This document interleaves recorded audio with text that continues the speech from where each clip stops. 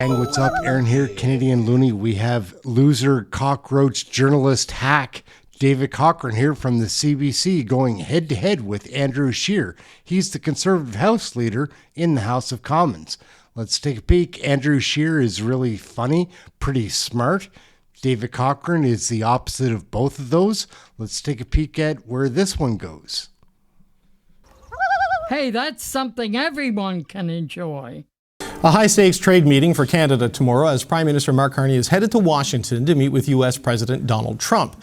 While Canadians try to temper expectations, some government sources have told CBC and Radio-Canada that they are cautiously optimistic about some steel tariff relief out of the meeting. But the uncertainty of negotiating with Trump remains a big concern.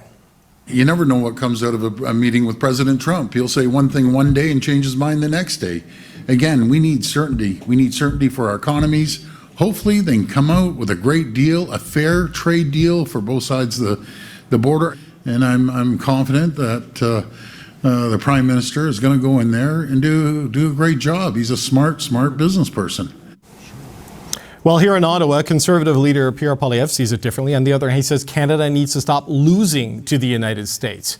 Well, to talk about that, Conservative House Leader Andrew Scheer joins me now in the studio. Andrew Scheer, good to see you. Thanks for being here, sir. Thanks for having me. No more losing, says your party leader. What does a win look like tomorrow for Mark Carney? Well, we believe it's fair to hold Mark Carney to the promise that he made Canadians during the election campaign. He asked Canadians to ignore the 10 years of Liberal policies that caused inflation, that caused a crime crisis, that caused a cost of living crisis. He asked Canadians to ignore all that, and in return, he would get a win with Trump. His exact quote was he was going to negotiate a win.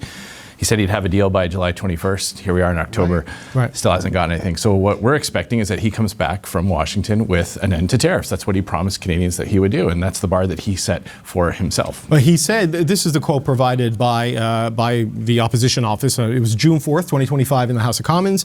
We need to negotiate with the Americans. These negotiations are taking place at a very sensitive time, but we are going to win. And then he wanted to say, and so are the Edmonton Oilers, which was not the case, unfortunately. But he says, we are going to win. Now, does that mean getting tariffs all the way down to zero? Is that the only standard for a win? Because things have happened since the election that have kind of changed the whole context around this relationship. Yeah, but that was the deal he made Canadians when they were making up their mind to vote. So I think it's fair to hold him to that standard.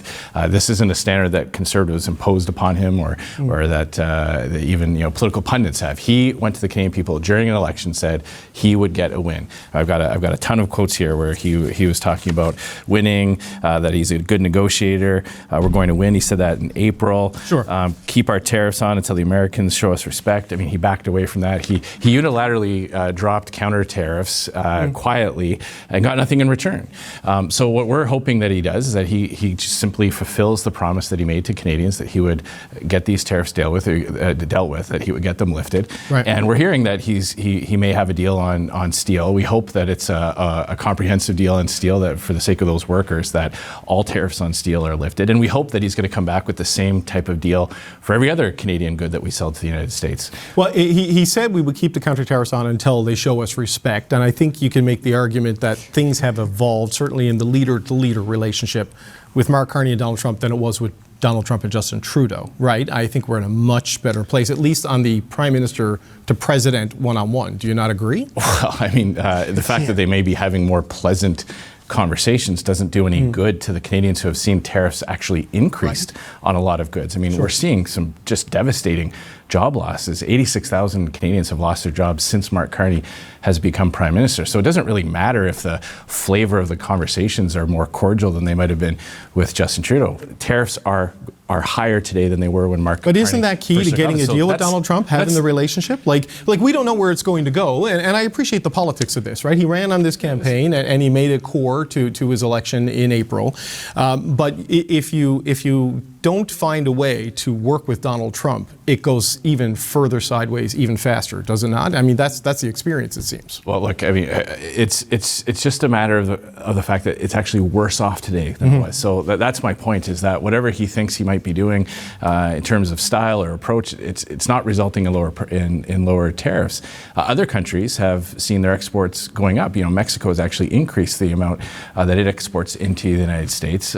Clearly, Mark Carney is not doing the types of things that other countries are doing to get a better deal. And the other thing that's quite bizarre about the liberal spin on this is that they simultaneously blame U.S. tariffs for all the woes that are facing the Canadian economy. They accept no responsibility for the fact that they're keeping the industrial carbon tax, that they're keeping the production cap, that they're keeping a lot of the tax hikes that Justin Trudeau imposed upon Canadians. They're blaming all of that on U.S. tariffs. And then when we point out that they haven't gotten a deal on U.S. tariffs, they say, well, Canada has the best deal in the world and a lot of Canadian goods aren't even affected by these tariffs. So which is it? Is the Canadian economy both of those suffering? things can be true. You can have a better deal than most countries with the United States and still a worse deal than you had at the beginning of the year and than you had on election day, because it is those key sectors that are getting hammered by the Section 232 tariffs of steel, aluminum, there's lumber, there's copper. But that doesn't explain there's why auto. countries like Mexico have actually seen an increase in their exports. And it also isn't what Mark Carney promised. And you're right. Both things can be true. It can absolutely be the case that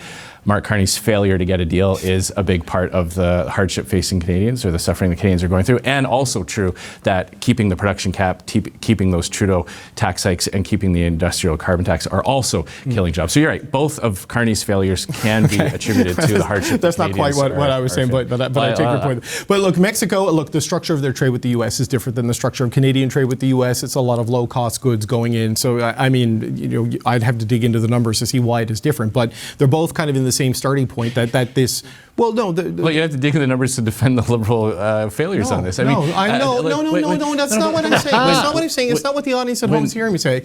I don't know the numbers on Mexican Mark Carney trade. came on all kinds of CBC shows where he was talking about the fact that he was a master negotiator. He's going to get a win for Canadian. He's the guy you hire in a crisis. Elbows up all the time, he said.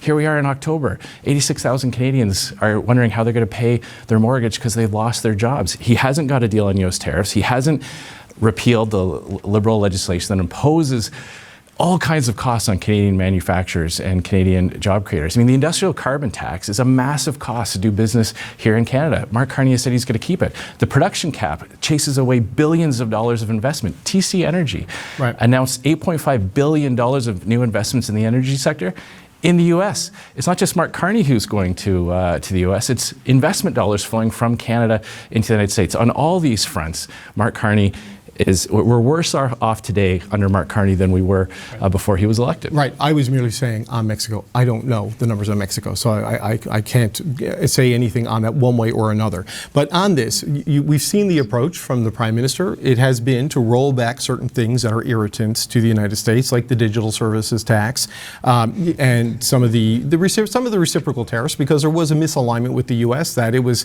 tariffing things that was CUSMA compliant, and the U.S. wasn't doing that outside of the Section 232 sectoral tariffs. So that clearly hasn't gotten to a deal. There's hope, maybe, for some relief tomorrow on steel. What is it that a conservative government would have done had you won on April 28th that he hasn't done that would have changed Donald Trump's mind on these tariffs? Yeah, well, first of all, we would have been honest. We were honest with Canadians. We were honest with Canadians about what our approach would be. Mark Carney didn't promise to give it the old college try. He actually attacked people who said that he shouldn't have counter tariffs on. So all of the rhetoric that came out of the election when it was going to be elbows up and counter tariffs, and then he quietly drops them. I mean, that's the part that conservatives are drawing attention to. It's the duplicity. It's the say one thing during an election and do something completely different when the votes are counted. It's the bait and switch approach.